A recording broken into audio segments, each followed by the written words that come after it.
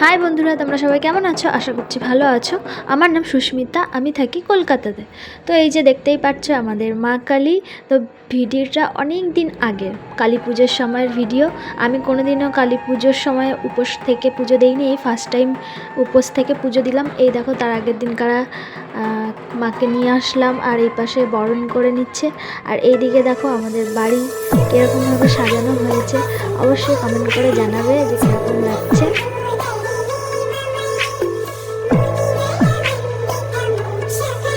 তো কালী পুজোর আগের দিন প্রদীপ জ্বালাতে হয়। তো এই দেখো সারা বাড়িতে আমি প্রদীপ জ্বালিয়ে দিয়েছিলাম, আর দেখতে কতটা সুন্দর লাগছিল। তো এই পেজে কিন্তু আমার ফার্স্ট ভিডিও এটাই। সবাই অনেক অনেক করে কমেন্ট করো, ভালোবাসা দিও। আর এই দেখো তারপরের দিন আমি সেজে গুজে সুন্দর করে চলে গেছিলাম মণ্ডপে। দেখো মন্দিরে গিয়ে দেখি সবাই আর কি পুজোর জন্য জোগাড় করছে। তো এরপর আমি চলে আসলাম মিষ্টি কিনবো আর কিছু বাজি কিনবো। তো রাস্তাটা দেখো কত সুন্দর করে সাজানো হয়েছে, আর আমাকে কেমন লাগছে অবশ্যই কিন্তু কমেন্ট করে জানাবে। আর জানো তো আমি কিন্তু খুব খুশি, তার কারণ হচ্ছে অনেক অনেক দিনের ইচ্ছে ছিল আমার এটা, যে আমি কালী পুজোর সময় উপোস করে অঞ্জলি দেবো।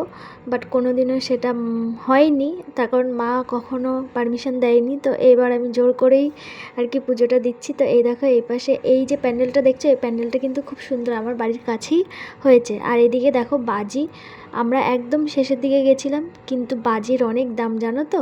তো যাই হোক তারপরে আমি মিষ্টি কিনে, প্রসাদ আরও যা যা দরকার ছিল সেগুলো কিনে মণ্ডপে চলে আসলাম। ডালাটা দিয়ে আমি আবার বাড়ি চলে আসলাম।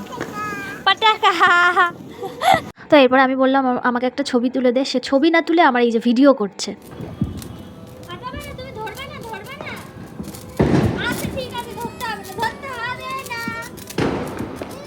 তো ও হচ্ছে আমার একটা ছোট্ট বুনু, ও ভয় পাচ্ছিল, তার জন্য আমি সরে আসলাম। আর এদিকে দেখো বাজিগুলোতে কিছুতেই ফাটতে চাইছিল না, ঠিক করে ড্যাম পড়ে গেছিলো, একদম বাজে ছিল বাজিগুলো। তো যাই হোক বাজি সব ফাটাইনি, কিছুটা রেখে দিয়েছিলাম। এরপরে চলে আসলাম মণ্ডপে, আর এসে দেখি পুজো স্টার্ট হয়ে গেছে। তো তারপরে অঞ্জলি দিয়ে দেবো। এই দেখো তারপরে এই যে যজ্ঞ হচ্ছে। তো পুজো প্রায় শেষ হতে হতে 4টে বেজে গেছিলো। আর এই দিকে দেখো মাকে কত সুন্দর লাগছে না।